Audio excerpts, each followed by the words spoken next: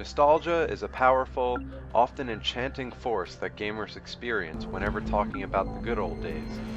It's the amber that preserves impactful classics such as GoldenEye and Quake 2. Sure, by today's standards, those games may not be gold, but nostalgia is what keeps them glittering in our long-term memories for decades on end. Bedlam, the game by Christopher Brookmyre, is an adaptation of Brookmyre's novel of the same name. Nostalgia is mostly what Bedlam is all about.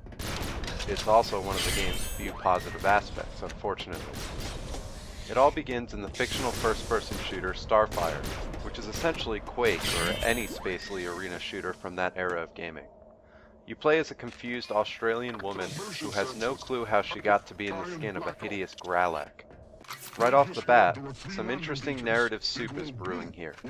Playing as a non-American female is especially refreshing, given the typical FPS protagonist.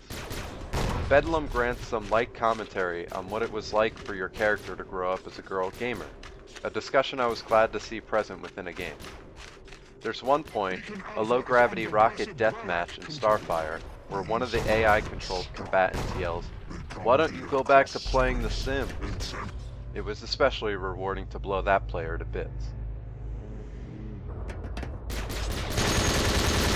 Up in your grill, yo! Up in your grill!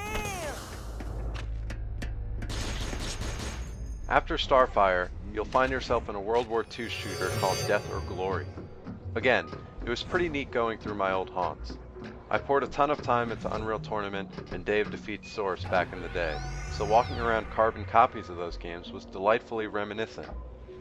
However, this portion of Bedlam was about the time where all of that beloved satirical nostalgia began to wear thin. One mission in particular had me wandering around the town, scouting the same buildings over and over. I had killed all but a couple of enemies, and the mission objective wasn't pointing me in any direction really, so I spent more time than I wanted to meandering about the street. It was about this time where I realized how many objects I was getting stuck to. I must have missed this or else forgiven it during the Starfire section due to that game's low-res textures, but the issue is only aggravated in later levels. I had noticed some frame rate hiccuping during the beginning of the game, especially when it autosaved, but the last few sections are nearly unplayable when the game starts to chug. This isn't an effect that Bedlam is going for, mimicking 56K connection drops. By the final boss fight, it became clear that this is the choppiest game I've played on PS4. I even wondered how it got through testing with some of these frame rate issues. Besides for that, there are frustrating difficulty spikes that punctuate the sometimes lengthy wandering sections of the game. Playing on medium difficulty, I died dozens and dozens of times due to a massive spawning of enemies that were damn near impossible to dispatch given my ammo and health. I wound up running past the substantial hordes towards the nearest checkpoint as opposed to fighting them head on.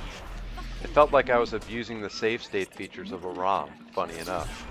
This was probably due in part to the fact that when loading my save, I was sometimes stripped of my entire arsenal and given a pistol and a remote mine launcher. The variety of weapons I had accrued across generations of games was one of the remaining bright points of Bedlam. Once that was gone, my tolerance for the rest of the experience plummeted.